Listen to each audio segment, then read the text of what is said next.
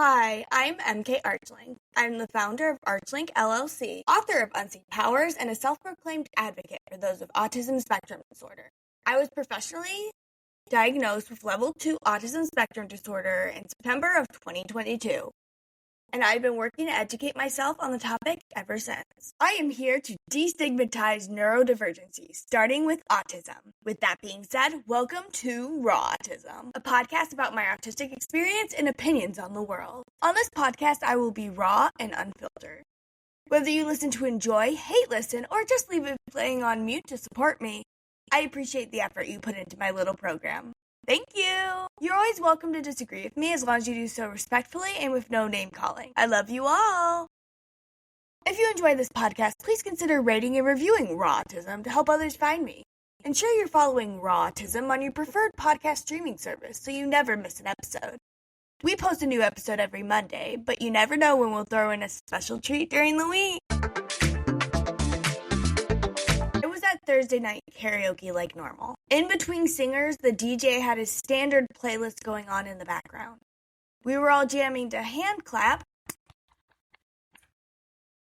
by Fitz and the Tantrums, when all of a sudden there was a huge boom that shook the whole building. Everyone looked around, but nothing seemed to miss. There was a squealing of wheels and the staff was immediately on their feet. I followed them outside to make sure everyone was okay. Being a true crime junkie, I learned that even in emergency situations, everyone assumes that someone else is calling 911. And not a lot of bystanders actually do. I saw normal traffic and was very confused until one of the regulars explained to me that a white Malibu at the red light had hit the truck at the end of the parking lot. It was a hit and run. Or, more accurately, a hit and drive. I ran around for the next while telling people my experience. There was a boom and we all jumped. I thought someone fell out of their chair, but no one did. It came from outside. And I always ended my recollection with, "That was illegal!" I was flabbergasted, astonished, astounded, amazed, bewildered, bedraggled, and bedazzled. As I usually am when confronted with the criminal realities that surround us all, I can accept that these things happen, but that is a different, completely separate entity from understanding why. While working at Spirit Halloween last year, I found myself consistently confused to the point of tears, unable to understand why anyone would feel it necessary to have the costumes and decorations so bad that they would steal. Food, I get. Baby formula, understandable. Toiletries, first aid supplies, and clothing are all things I can rationalize. But Halloween costumes are not a dire need to survive. They are a want, a luxury. This is coming from a die-hard spooky season lover who wouldn't hesitate to wear costumes every day of the year. I love them. They are so cool. They're actually awesome. But they are simply a want and not a need. Why risk your life as you know it to look like a shiny purple witch, even though this sounds like a whole lot of fun? Even in the instance with the hit and run, I can't comprehend being able to just drive away after making such a big mistake.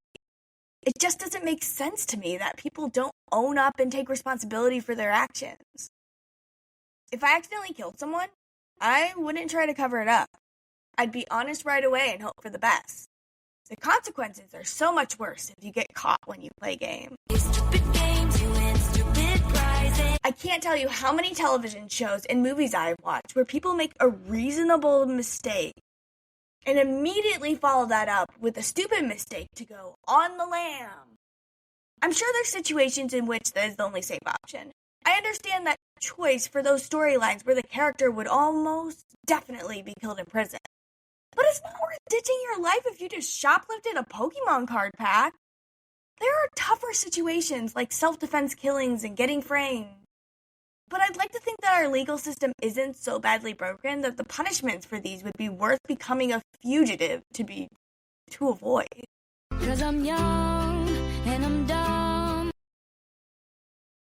I am young and inexperienced in the ways of criminality and the nuances of others' experiences with the legal system. My opinion doesn't hold much weight here.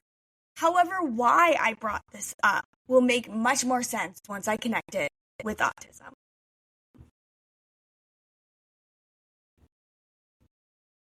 Autistics, especially children, tend to have a hard time adapting mentally. Their cognitive rigidity makes it hard for them to see the gray areas in the world. To them, everything is black or white, right or wrong. They rely on the predictability of the world around them, but unfortunately, that's not always available.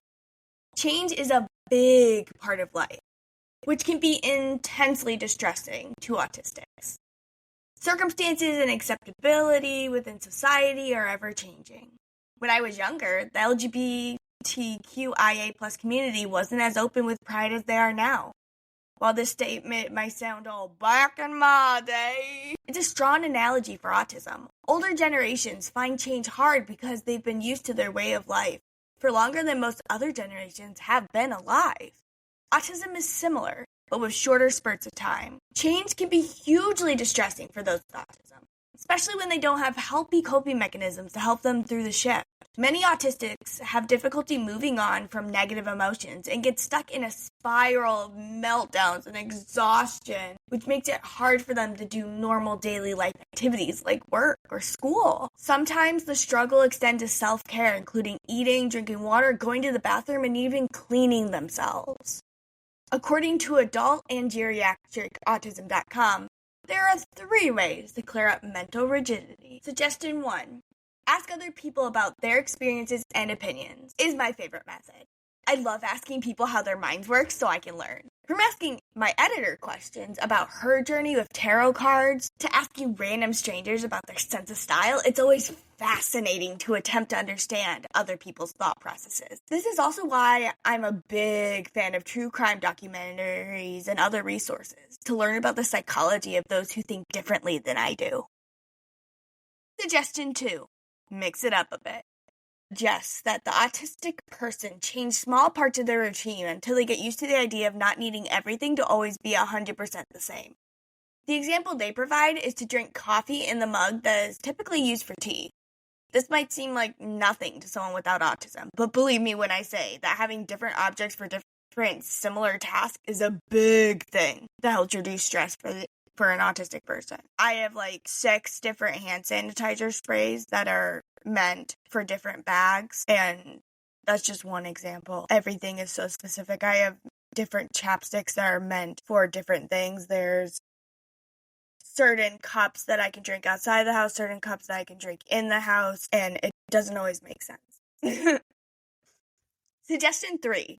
Decide to look for 2 solutions is about practicing how to come up with more than one solution per problem. This one will take a lot of time for some because it is a mental routine.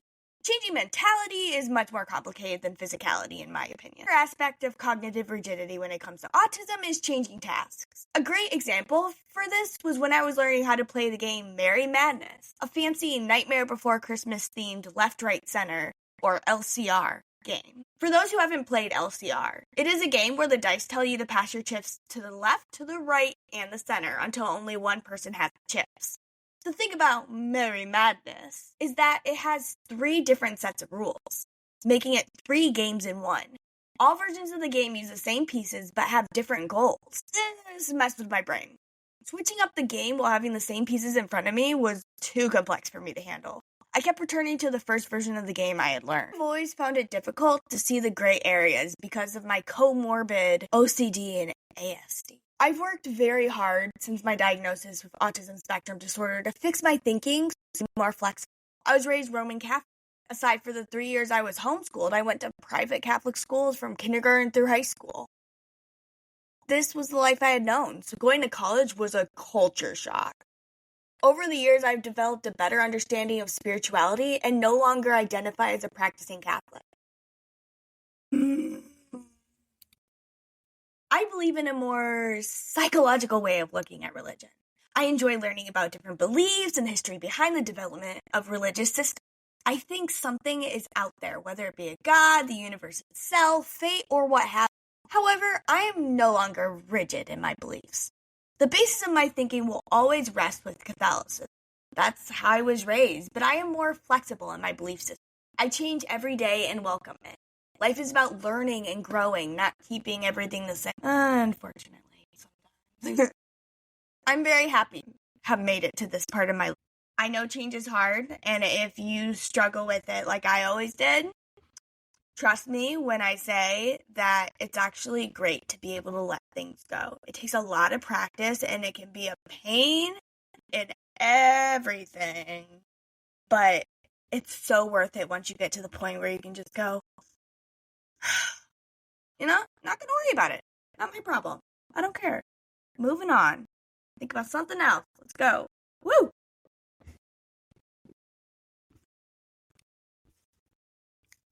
As always, I'm not here to shame anyone. I'm not even here to tell you what or how to think. I'm here to share the autistic experience with you from someone who is studying for their graduate certificate in autism spectrum disorder, someone who for the first 22 years of their life was under the impression that they were allistic, and as someone who since September 30th, 2022 has finally found their place in the world. I am autistic. I am part of the autistic community, and I am proud of it. I hope you enjoyed this episode. Regardless of your thoughts and feelings toward me, I have a love for every one of you. You are wanted by many, you are loved by many, and so many want you to stay in this world. I am one of these manys and always will be.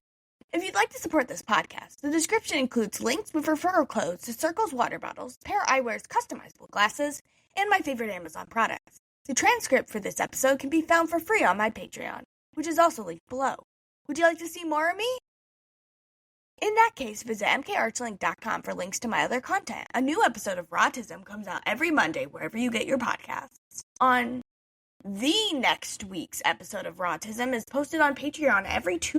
Karaoke videos are posted on Patreon every Thursday. Lastly, my book Unseed Powers is available in hardback, paperback, or digitally through Amazon. Remember to drink water, eat some nuts, and have a great day. Have your best life. Bye! It goes so hydrated. So.